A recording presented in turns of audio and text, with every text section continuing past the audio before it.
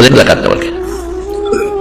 پلار غر کې کړي چې کله نکای نو مہر ولا ورکا عزت ولې ورکا لست ولې ورکا شلت ولې ورکا سلت ولې ورکا لګي غواړي دا سوچ نه کوي چې دا مہر کې ماته زکات ولي کو دې بیا زکات ورکول غواړي رسول الله صلی الله علیه وسلم یو خزانه او غي بنگړي چوري حضور پاک مبارک اخذ تسوي وي د دې زکات ورکه وینا وي اتحب دو اخذ به يوم نو اتحبان ان يصوركم الله بسوارين من نار تاسو دا خوخه ده چې دا بنگړي د خدای پاک د سرو دا اور په بنگړو بدل کی اذا دا اور په بنگړو بدل کی هغه وته ویلا نه بيديا زکات ورکه خدای تعالی زکات نه ورکه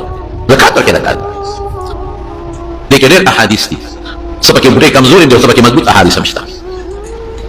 نو خدي زکات نه ورکي او بنگړي چولې قیامت پر دا بنگړي بل اور بنگړي چې لاسونه تبه پرتي دا قصه اور پسې کومه خدي امیله چولې دي او زکات نه ورکي قیامت پر بل اور امل بغاړه کې پروت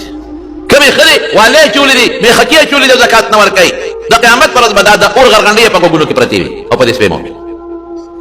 زکات نه ورکي او ډېر ظالمان سړي وي خدای زکات ورکي انسان یو دینه ورکي مورګه ور دي کې زکات خو دې خامخا زکات ورکړي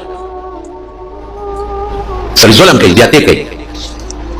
دې خدای مونږ ته ویره مونږ ته نه دې پیسې نشته مې خرڅ کوم مې خکې کړ یو ګوت ما خرڅ کړ خاوند ته وای خرڅ کړ یو ګوت ما یو خرڅ ورکړه زکات حضور پاک خدای فرمایي چې دا به اور باندې ته جوړي پټو کوم څوک نه ورکړي په فصل خو خدا مشران چې کله به پور په شورګره کې بل سم پورو ابه دې زکات لپاره او په مېره کې به شلم پورې زکات لپاره اوس په سلام نه باسي زکات کوي ورکړي یقین په خدای کا په خواني مشران ساتي بخلک رسول فقیر غریب بغانه ته ورغل زولې به تر ګورې دا کړه بل لا فکر فقیران مسکینان اوس ته چل کوي اوس کو سوکلار شي او چکه ګوړه خوري پړې وته تیاری اترې ته ناس نه کنه او چکه ګوړه نو پلار بارو زموږ د خپل سره راستي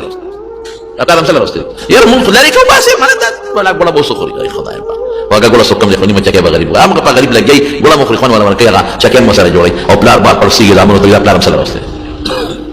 دخل په کتر لا دومره مال دخل په خواښ کنه مال ته دونه دخل په خواښ نه وي د پلار او زوی او پلار په یو بل سره جنگ نه کوي او د ورور په ورور نه واجه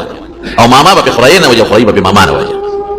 دونه د مال سره محبت دي او د ورور سره د مؤمنه ده رسول الله صلی الله علیه وسلم یو ځل د اختر په مانځ کې د اختر منځ شو رسول الله مبارک لا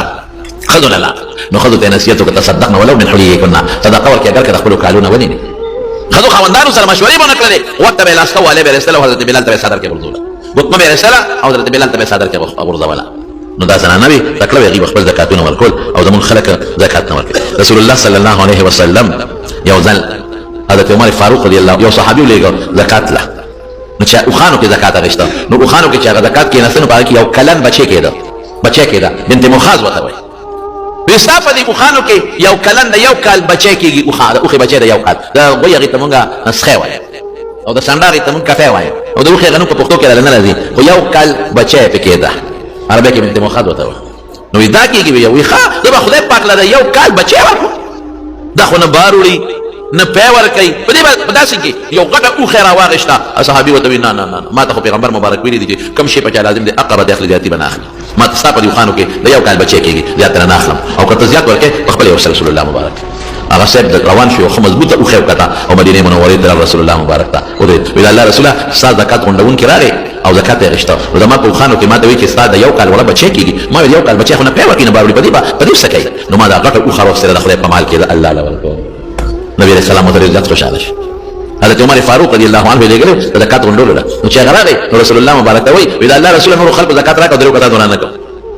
وی درې کس څوک چې زکات یې درنه کو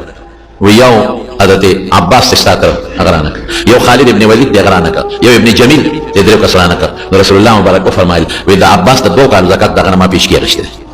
د غریبانو ضرورت ما ده نشته او خالد ابن ولید سره تاسو ظلم کوي دا مال کم دی دا خو چې ټول جهاد ته باخلي او ابن جمیل ولی ورنکا وی اغا خدای غریب او الله مالدار کو نو زکات نه ورکړي